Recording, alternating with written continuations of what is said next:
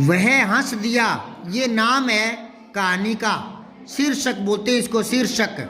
अब देखो, हिरण का बच्चा दौड़ रहा था, वह खरगोश से आगे था, वह हाथी से भी आगे था, वह नाला फांद गया, मतलब नाला पार कर दिया, खंडर भी पार कर गया, मैदान में पत्थर पड़ा था, ठोकर लगी तो गिर पड़ा, पैर में चोट लगने से रोने लगा, बंदर ने पैर सहलाया, वह चुप न हुआ, बालू दादा ने गोद में उठाया, वह चुप न हुआ, माँ आई, वह बोली चलो पत्थर की पिटाई करते हैं। हिरण का बच्चा बोला नहीं, उसे मत मारना, वह रोने लगेगा। इतनी बात सुनकर माँ हंसने लगी, खरगोश हंसने लगा, सब हंसने लगे।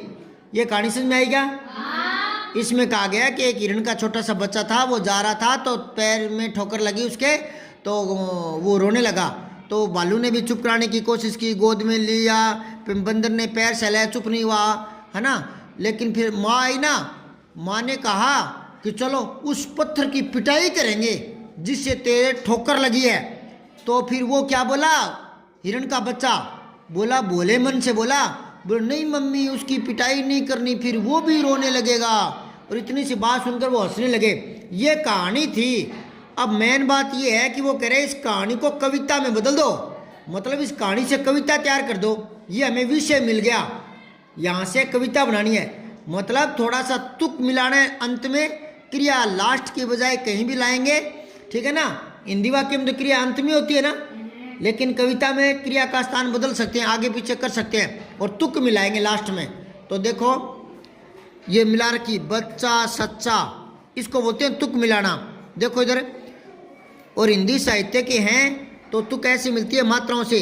दीर्घ मात्रा को तिरछे एस से लिखते हैं, एक मात्रा को आई से लिखते हैं, एक से लिखते हैं ऐसे। ये तो ये बै आधा चाहे तो इसको डबल में गिनेंगे, और ये डबल है ही, तो 4 मात्रा, ये भी 4 मात्रा, तो दोनों तरफ दो मात्रा आती है, तो उसको बोलते हैं तुक मिलना। चलो ये तो साहित्य की बातें 11वीं 12वीं में काम आएगी। अभी तो इतना ही याद रख लो कि बच्चा सच्चा मिलती जुलती ध्वनि होती है ना, वो होता है तुक मिलना। तो ऐसे तुक मिला करके इस कहानी की कविता बनानी है। तो देखो बनाते हैं, प्रयास करते हैं। दौड़ रहा था हिरण का बच्चा, अच्छा अच्छा मन का सच्चा, भाग रहा था खरगोश से आगे, और वह था हाथी से भी आगे। आगे आगे ले आओ दोनों तरफ, ठीक है। ये लाइन लिख ली क्या? और वह था हाथी से भी आगे, लिख ली। अब आगे और जोड़, ये कहानी में से वाक्य बना करके और जोड़नी है कविता। तो आगे लिखो, ये आगे था तो फिर क्या हुआ था, ठोकर लगी थी ना, तो इसकी लाइन बनाओ। लिखो, गिर पड़ा वह ठोकर खाकर, गिर पड़ा वह ठोकर खाकर। अब एक क्रिया में पहले ले आया ना यहाँ, तो क्रिया का स्थान बदल सकते हैं कविता में। गिर पड़ा वह ठोकर खाकर।